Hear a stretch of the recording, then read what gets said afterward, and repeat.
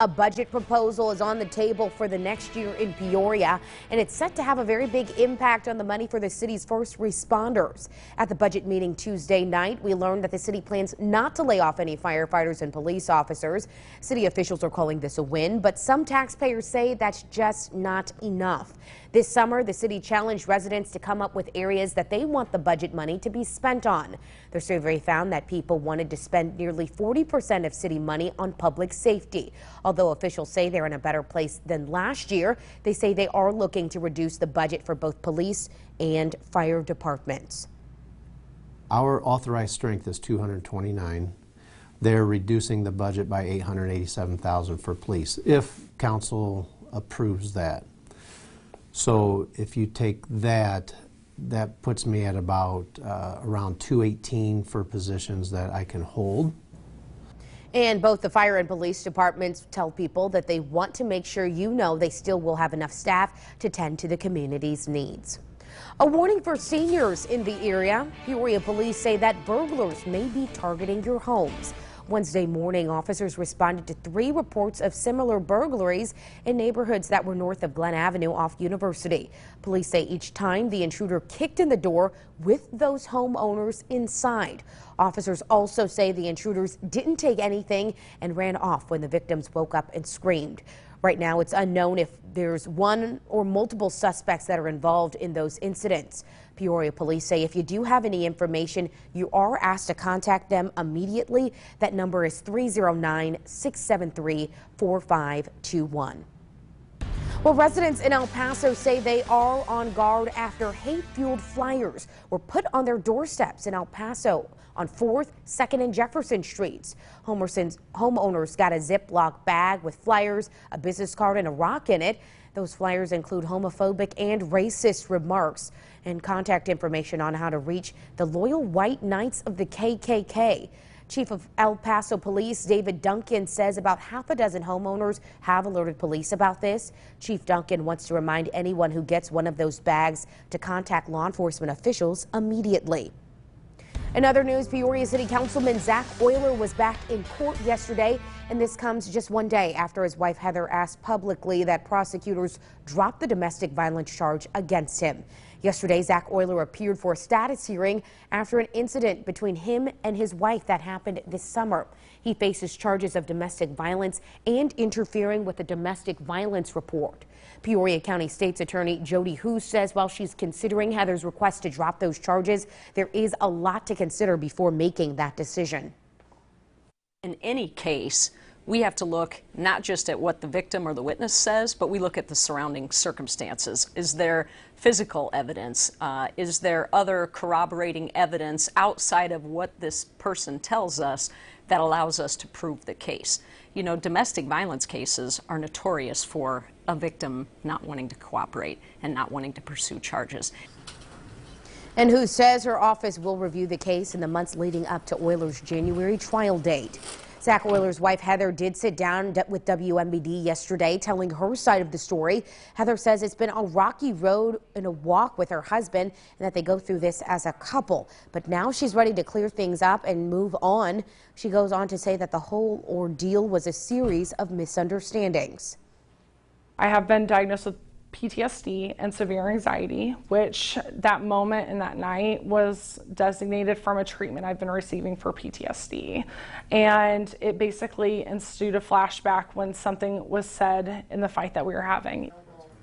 Zach Euler is facing misdemeanor charges, and if he is convicted, he still will be able to serve on city council. We posted the full interview with Heather Euler over on our website. That's ciproud.com. It's 6:55 right now. Recreational marijuana talks continue in the Twin Cities. Smoking marijuana will soon be legal in the state, and even though recreational sales could bring in more money, they also pose some concerns for police officers. Bloomington police are concerned with how that change will impact the way that they operate. Chief Jan Donas says the department will have to go through a bit of a learning curve to make sure that people are using the drug responsibly. He says it begins with DUIs. For cannabis, we don't have the same field sobriety tests that we do for alcohol that are tried and true and established and approved by the courts. We don't have breathalyzers for that that are approved by the courts. So that's going to be a difficult thing to deal with. The Bloomington Cannabis Task Force will be meeting tonight to talk about those issues and a lot more. If you'd like to listen to that conversation, it will be held in council chambers at 6 p.m. And because policing the use of recreational cannabis could take more time and more personnel, the Bloomington Police Department is now hiring.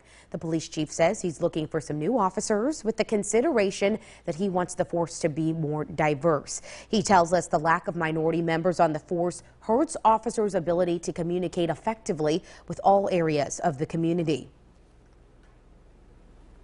By having other people's perspectives within our own organization, you get a greater understanding of how people think and how they, see things. And it's important for us not to just see things from a singular point of view of our own view, but really from multiple different angles. For more on the hiring process, including how you can apply, you can visit our website. That's ciproud.com.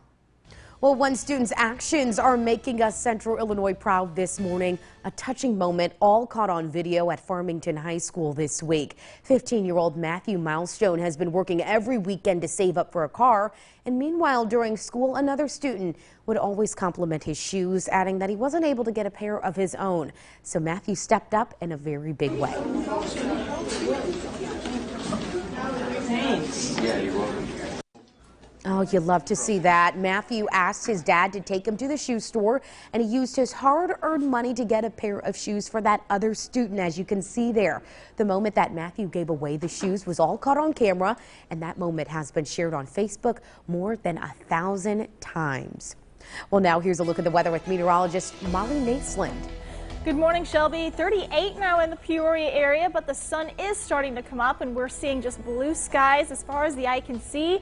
And as we head into the rest of your day today, we'll continue to see sunshine and temperatures working their way up to the upper 50s with calm winds. And we're one step closer to your weekend. We'll see sunny skies today and tomorrow. Rain chances on Saturday, more sun on Sunday, and then storm chances for Monday. Shelby? All right, thank you so much, Molly. Here's a look at traffic with a lot of water main work happening in Peoria.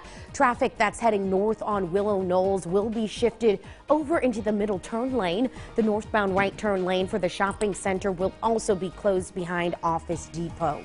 The westbound lane at the intersection of Prospect and East Woodlawn Place is closed, and the southeastbound lane at the intersection of Fulton Street and Southwest Madison Avenue is closed. There will be no left turn from Southwest Madison onto Fulton Street. The roads for all three of those projects will be back open come tomorrow. The time is 6:59. Coming up this morning on Good Day Central Illinois, Angelina Jolie and Elle Fanning return for the Sleeping Beauty sequel, Maleficent, Mistress of Evil. We've got a preview. I'm excited for that one. Plus, if you've ever admired Ed Lane's apartment while watching reruns of Seinfeld, well, now the whole townhouse can be yours. We'll take you on a tour.